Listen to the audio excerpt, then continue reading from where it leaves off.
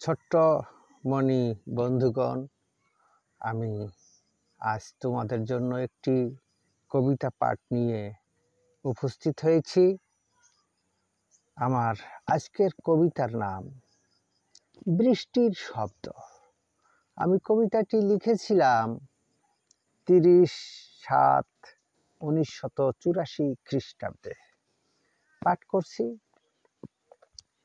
ইলিশাগুড়ি বৃষ্টি পড়ে শাঁ শাঁ শব্দে, টিনের চালে বৃষ্টি টাপুর টুপুর শব্দে, গাছের পাতায় বৃষ্টি রিমঝিম ইম শব্দে, অবিরাম বৃষ্টি পড়ে ঝুমঝুম শব্দে।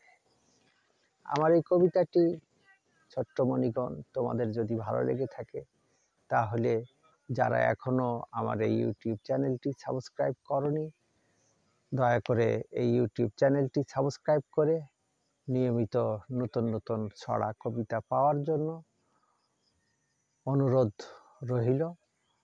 সবাইকে শুভেচ্ছা, শুভকামনা, অবিরাম অন্তহীন নিরন্তর পথ চলা। ধন্যবাদ।